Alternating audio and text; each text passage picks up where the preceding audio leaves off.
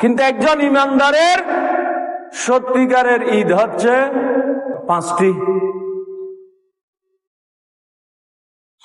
1 নম্বর ঈদের দিন, 1 নম্বর ঈদের বিষয় হচ্ছে এই দুনিয়ায় বিচরণ করার সময়, এই দুনিয়ায় থাকতে কোন ইমানদার মুসলমানের জীবনের কোন একদিন, যেই দিন আল্লাহর ফেরেশতারা এই ইমানদারের আমলনামার মধ্যে কোনো গুনাহের কাজ লিখবে না, ইমানদারের আমলনামার মধ্যে কোনো গুনাহের কাজ লিখবে না, সেই দিন হচ্ছে একজন ইমানদারের ঈদের দিন। সুবহানাল্লাহ। কথা বুঝে আসছে তো? আল্লাহ অর্থাৎ ইমানদার মুসলমানের সত্যিকারের ঈদের দিন হচ্ছে আমি দুনিয়ায় থাকব কিন্তু গুনাহের কাজ করব না। গুনাহের কাজ না করলেই তো ফেরেশতারা গুনাহ লিখবে না। কোন একজন ফেরেশতা যদি ওই ইমানদারের আমলনামার মধ্যে যেই দিন কোন গুনাহের কাজ লিখবে না, একজন ইমানদারের জন্য সেই দিন প্রকৃত ঈদের দিন। সুবহানাল্লাহ। একটা ঈদের দিন হচ্ছে এটা। আমরা যদি চেষ্টা করি ইনশাআল্লাহ, যে নফসে আম্মারা যেটা বললাম, নিজের ভিতরে যে শয়তানি প্রবৃত্তি আছে সেটাকে যদি আমরা দমন করতে পারি ইনশাআল্লাহ, সেটাকে যদি আমরা নিয়ন্ত্রণ করতে পারি, তাহলে বছরের বেশিরভাগ সময় ইনশাআল্লাহ আমাদের ঈদের দিন হয়ে যাবে। সুবহানাল্লাহ। কারণ গুনাহ থেকে বেঁচে থাকতে পারলে, ফেরেশতা যদি গুনাহ না লেখে, তাহলে সেটা তো আমার জন্য ঈদের দিন হয়ে যাবে। সুবহানাল্লাহ। তো সেটা আমরা চেষ্টা করতে হবে। তো ইমানদারের একটা ঈদের দিন হচ্ছে এটা।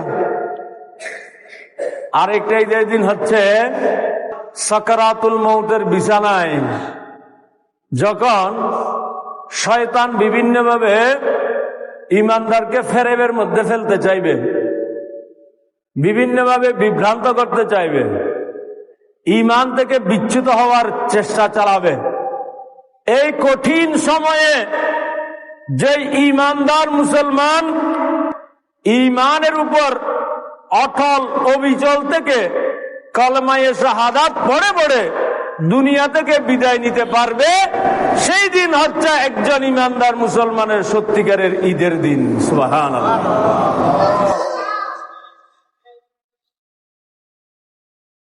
তাহলে দুইটা ঈদের দিন। তারপরের ঈদের দিন হযরত আনাস ইবনে মালিক বলছেন, তারপর ঈদ হচ্ছে একজন ঈমানদারের পুলসিরাত পার হওয়ার দিন। পুলসিরাতটা কত সূক্ষ্ম, কত ধারালো, এটা তো আপনারা উলামায়ে কেরামের মুখ থেকে শুনেছেন। এই পুলসিরাত পার হয়ে কিন্তু জান্নাতে যেতে হবে। এই পুলসিরাত ঈমানদারেরা পার হবে, যারা নেককার ঈমানদার। কেউ হামাগুড়ি দিয়ে পার হবে, কেউ দৌড়ে পার হবে, কেউ বিদ্যুৎ গতিতে পার হয়ে যাবে, কেউ মাঝখানে জাহান্নামে পড়ে যাবে। নাউজুবিল্লাহ। হযরত আনাস বলছেন, যেদিন একজন ঈমানদার মুসলমান অনায়াসে এই পুলসিরাত পার হয়ে যেতে পারবে, সেই দিন হবে একজন ঈমানদার মুসলমানের সত্যিকারের আরেকটি ঈদের দিন। সুবহানাল্লাহ। 3টা গেল। আর এক ঈদের দিন হচ্ছে সেই দিনেই যেদিন আল্লাহর পক্ষ থেকে ঘোষণা হবে, এই ঈমানদার, আমি তোমাকে জাহান্নাম থেকে নাজাত দিয়েছি, তুমি এবার জান্নাতে চলে যাও। আল্লাহর পক্ষ থেকে যখন এই ঘোষণা হবে, সেই ঈমানদার যখন জান্নাতে প্রবেশ করে ফেলবে, সেই দিন হবে আরেকটি এই ঈমানদারের জন্য ঈদের দিন। সুবহানাল্লাহ। আর সর্বশেষ যে ঈদের দিন, সেই ঈদের দিনের তো কোনো তুলনাই নাই। জান্নাতে প্রবেশ করার পরে স্বয়ং রব্বুল আলামিন যেই দিন বান্দাদেরকে সাক্ষাৎ দেবেন, ঈমানদার মুসলমানেরা যেই দিন জান্নাতের মধ্যে মহান আল্লাহ তাআলার সাক্ষাৎ লাভ করবেন, দিদার লাভ করবেন, সেই দিন হবে একজন ঈমানদারের জন্য সত্যিকারের মহা ঈদের দিন। সুবহানাল্লাহ। তাহলে এই ঈদের দিন যেগুলি দুনিয়ায়, এই ঈদের দিনগুলি সাময়িক সাময়িক ঈদ উদযাপন করব আমরা, কিন্তু আমাদের সত্যিকারের ঈদের দিন দুইটি দুনিয়ায়, তিনটি আখিরাতে। এই ঈদগুলি আমরা কিভাবে পালন করতে পারবো?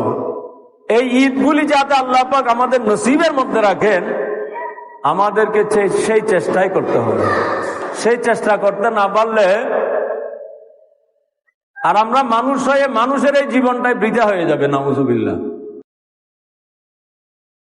কারণ আখিরাত নিয়ে প্রাণী জগতের কারো কোনো চিন্তা নেই, কিন্তু আখিরাতের চিন্তা কাদের করতে হবে? মানুষের করতে হবে। সেই জন্য যারা, যে সমস্ত মানুষ দুনিয়ায় মশগুল হয়ে যায়, দুনিয়ার জন্য ব্যাকুল হয়ে যায়, আখিরাতকে ভুলে যায়, আখিরাতের কথা যারা চিন্তা করে না, তাদের ব্যাপারে আল্লাহ কি বলেছেন? উলাইকা কাল আনআমি বাল হুম আদল। আল্লাহ বলছেন এরা তো মানুষ নয়, বরং তারা চতুষ্পদ জন্তুর মতো। চতুষ্পদ জন্তু নয় শুধু, বাল হুম আদল, চতুষ্পদ জন্তুর চেয়েও আরো নিকৃষ্ট। নাউজুবিল্লাহ।